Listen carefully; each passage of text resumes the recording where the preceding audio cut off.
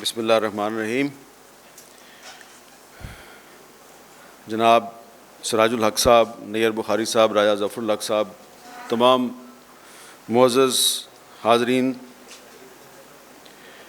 ابھی عبدالشکور صاحب نے آپ کو ایک ہسٹوریکل پرسپیکٹو بھی بتایا مسئلہ فلسطین کا، لیکن میں سب سے پہلے سراج الحق صاحب کا شکریہ بھی ادا کروں گا اور ان کو مبارکباد بھی دوں گا کہ اس مسئلے پر پاکستان میں جو سب سے زیادہ پبلک کی موبلائزیشن ہے اس میں انہوں نے اور ان کی جماعت نے بڑا اہم کردار ادا کیا۔ ویسے تو اس ایشو پہ تمام پاکستان کے مکاتب فکر جو ہیں وہ ایک پیج پہ تھے، لیکن انہوں نے جو کراچی میں اور پشاور میں اور پھر اسلام آباد میں انہوں نے جو اجتماعات کیے وہ تاریخی اجتماعات تھے۔ اور یہ بات میں اس لیے کہہ رہا ہوں کہ میرا یروشلم میں کچھ جو فلسطینی صحافی ہیں ان سے رابطہ رہتا ہے، اور انہوں نے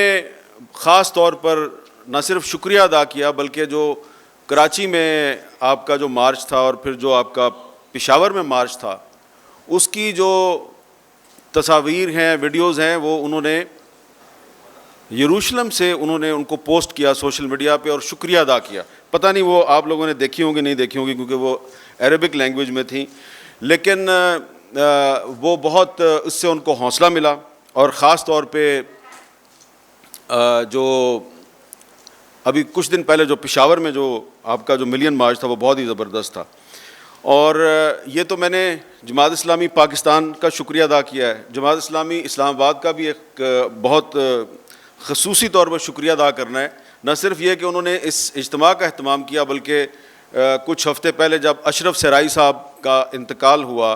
بلکہ ان کو شہید کیا گیا جموں میں، تو جماعت اسلامی اسلام آباد نے یہاں پر ان کی غائبانہ نماز جنازہ کا اہتمام کیا، اور اس پر بھی الطاف صاحب مجھے سری نگر سے بہت سے جو لوگ ہیں انہوں نے اس پر شکریہ بھجوایا،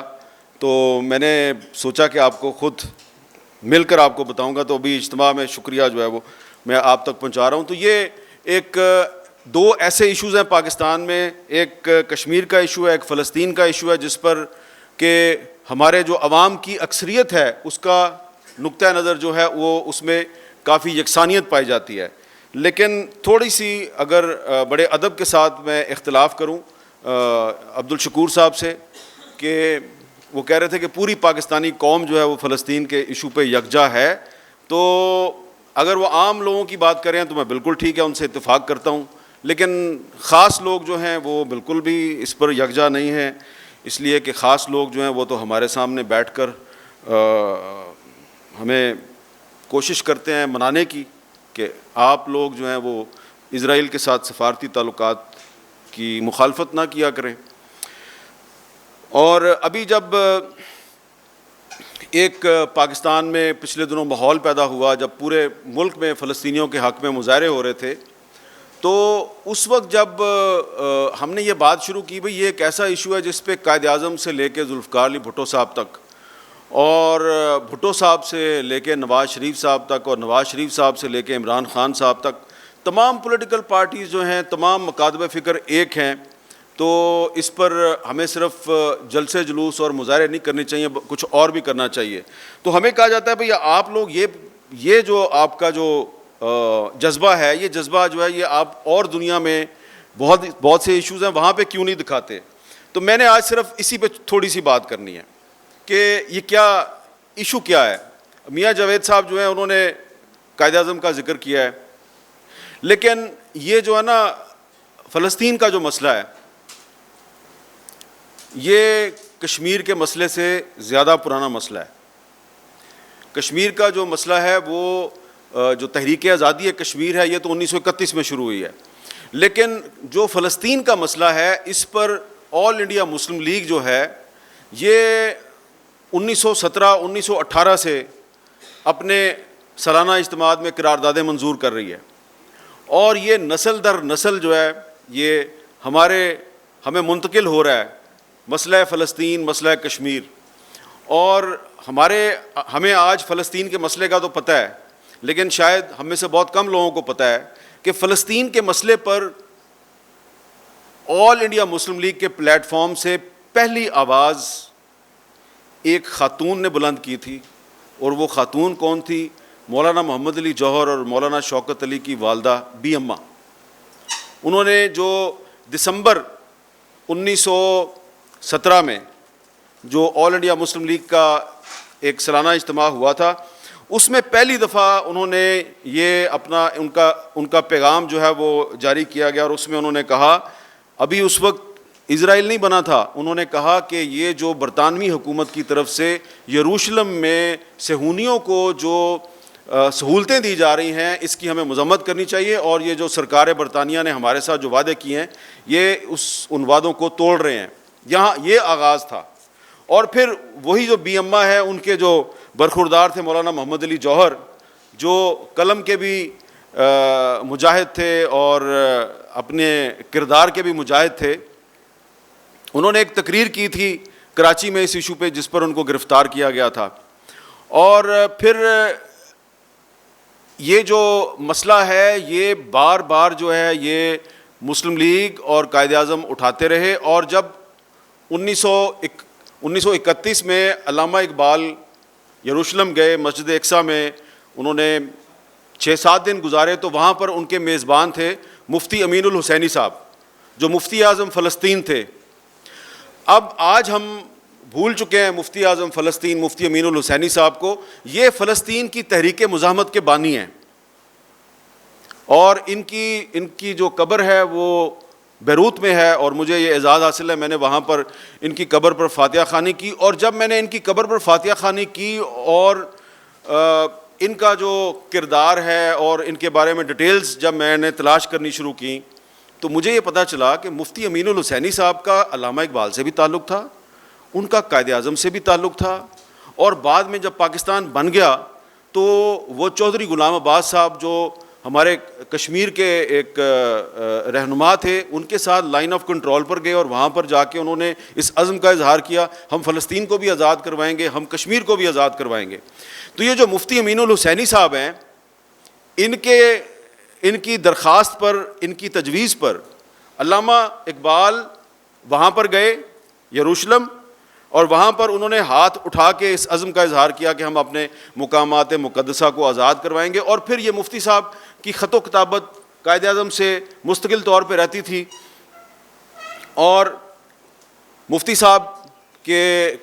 درخواست پر مسلم لیگ نے سب سے پہلے 16 مئی 1930 کو ہندوستان میں یوم فلسطین منایا، اور اس کے بعد پھر ہر سال یوم فلسطین منایا جاتا تھا، اور 1938 ایک ایسا سال تھا کہ جب آل انڈیا مسلم لیگ نے سال میں 3 دفعہ یوم فلسطین منایا، ایک دفعہ 8 فروری کو، پھر 31 جولائی کو، پھر 26 اگست کو۔ اب یہ کیوں ایسا ہو رہا تھا؟ یہ بڑی ایک انٹرسٹنگ بات ہے کہ قائد اعظم نے فلسطین فنڈ قائم کیا ہوا تھا، تو جب وہ یوم فلسطین مناتے تھے تو وہ فلسطین فنڈ کے لیے چندہ اکٹھا کرتے تھے، اور پھر وہ خود اپنے ایک خاص قابل اعتماد آدمی کو رقم اکٹھی کر کے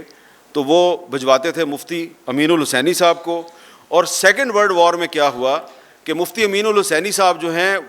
وہ جو جرمن حکومت ہے، انہوں نے اس سے درخواست کی کہ آپ ہمیں ہماری خدمات حاصل کریں، آپ کا اور ہمارا دشمن ایک ہے، اور پھر وہ وائس آف جرمنی سے وہ عربی میں تقریریں کرتے تھے صہیونیوں کے خلاف، تو ان کو برٹش گورنمنٹ نے ٹیررسٹ ڈکلیئر کر دیا، دا موسٹ وانٹیڈ پرسن۔ اور ابھی کچھ عرصہ پہلے سی آئی اے کی کچھ ڈاکومنٹس جو ہیں وہ ڈی کلاسیفائی ہوئی ہیں، تو میں نے وہ دستاویزات میں پڑھ رہا تھا، تو اس میں لکھا ہوا ہے کہ یہ جو دی موسٹ وانٹیڈ پرسن ہے مفتی امین الحسینی، اس کو فنڈنگ جو ہے وہ ہندوستان کا ایک لیڈر ہے محمد علی جناح، وہ اس کی فنڈنگ کرتا ہے۔ اور جب میں وہ پڑھ رہا تھا تو میں نے سوچا کہ اگر قائد اعظم محمد علی جناح آج زندہ ہوتے تو ان کو ٹیرر فنڈنگ کے الزام کا سامنا کرنا پڑتا، کیونکہ وہ مفتی امین الحسینی کو امداد فراہم کر رہے تھے۔ تو یہ ایک چھوٹی سی میں آپ کو بیک گراؤنڈ دینا چاہ رہا ہوں کہ جتنے بھی ہمارے تحریک پاکستان کے بزرگ ہیں، علامہ اقبال سے لے کے قائد اعظم تک، اور قائد اعظم سے لے کے آج کے دور کے جتنے بھی ہمارے بڑے سیاستدان ہیں، سارے کے سارے جو ہیں وہ اس ایشو پہ ان کی ایک ہی رائے ہے لیکن بدقسمتی سے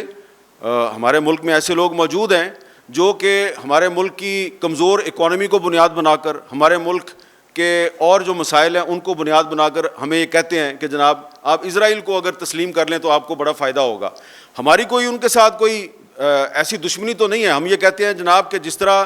اقوام متحدہ کی سیکورٹی کونسل کی قراردادوں کی روشنی میں مسئلہ کشمیر حل ہونا چاہیے، اسی طرح اقوام متحدہ کی قراردادوں کی روشنی میں آپ مسئلہ فلسطین کو بھی حل کر دیں، دونوں مسئلے حل کر دیں، ہماری کسی سے کوئی دشمنی نہیں ہے۔ لیکن ہو کیا رہا ہے کہ ایک طرف ہندوستان جو ہے وہ اقوام متحدہ کی قراردادوں کی خلاف ورزی کرتا ہے، دوسری طرف اسرائیل کرتا ہے، اور ہندوستان اور اسرائیل کے جو دنیا میں سرپرست ہیں وہ ہمیں کہتے ہیں جناب کہ آپ امن کے نام پر ان سے بھی مذاکرات کریں اور ان کو بھی تسلیم کر لیں۔ تو اگر ہم یہ کر لیں تو مجھے آپ بتائیں کہ وہ ہماری جو دادی اماں تھی، بی اماں، اور ہمارا بابا قوم قائد اعظم محمد علی جناح، اس کو پھر آپ اگلے جہان میں جا کے کیا جواب دیں گے؟ تو بس میں نے اتنی سی بات کرنی ہے، اور ایک تجویز میری یہ ہے کہ جس طرح کہ قائد اعظم محمد علی جناح اپنی زندگی میں سال میں 3 دفعہ یوم فلسطین منایا کرتے تھے، تو آج کے اس اجتماع میں یہ تجویز پیش کرتا ہوں، ہمارے بزرگ یہاں پر موجود ہیں، راجہ ظفر الحق صاحب بھی ہیں، جناب سراج الحق صاحب بھی ہیں، نیر بخاری صاحب بھی ہیں، اور بھی لوگ ہیں، کہ یہ آپس میں کنسلٹیشن کریں اور صلاح مشورے سے سال میں 1 دفعہ یوم فلسطین ضرور منایا کریں۔ جس طرح کہ قاضی حسین احمد صاحب نے ایک سلسلہ شروع کیا تھا، 5 فروری کو ہم نے یوم یکجہتی کشمیر منانا شروع کیا تھا، تو اسی طرح سال میں 1 دن جو ہے وہ ایسا رکھیں کہ پوری قوم اس دن یوم یکجہتی فلسطین منایا کرے۔ اور یوم یکجہتی فلسطین اس لیے منایا کرے کہ جو فلسطین کی تحریک مزاحمت کے بانی تھے مفتی امین الحسینی صاحب، انہوں نے بانی پاکستان قائد اعظم کے ساتھ مل کر ہندوستان میں بار بار یوم فلسطین منایا۔ تو اگر ہم یوم کشمیر مناتے ہیں تو یوم فلسطین بھی منانا چاہیے۔ فلسطین اور کشمیر کا آپس میں بہت گہرا تعلق ہے۔ فلسطین کی تحریک مزاحمت کے بانی مفتی امین الحسینی صاحب نے لائن آف کنٹرول پر کھڑے ہو کر یہ دعا کی تھی اور اس عزم کا اظہار کیا تھا کہ ہم کشمیر کو آزاد کروائیں گے، کشمیریوں کے ساتھ ہیں۔ اور ہمارے جو شاعر مشرق علامہ اقبال ہیں، انہوں نے یروشلم میں مسجد اقصیٰ میں کھڑے ہو کے کہا تھا کہ ہم مسلمانوں کے مقامات مقدسہ کو آزاد کروائیں گے۔ تو علامہ اقبال نے جو وعدہ اور جو عزم مسجد اقصیٰ میں کھڑے ہو کے کیا تھا، ہمیں اس کا بھی پاس کرنا ہے۔ اور مفتی امین الحسینی صاحب نے لائن آف کنٹرول کے علاقے عباس پور میں کھڑے ہو کر جو وعدہ کیا تھا کہ ہم، اور جو عزم کیا تھا کہ ہم کشمیر کو آزاد کروائیں گے، ہمیں اس کو بھی یاد کرنا ہے۔ تو لہذا فلسطین اور کشمیر کا آپس میں بہت گہرا تعلق ہے، اس کو یاد رکھنا چاہیے۔ میری درخواست ہے کہ یوم فلسطین منانے کے لیے آپ لوگ کوئی ایک دن جو ہے اس کا فیصلہ کر لیں اور اس کا اعلان کر دیں۔ بہت بہت شکریہ۔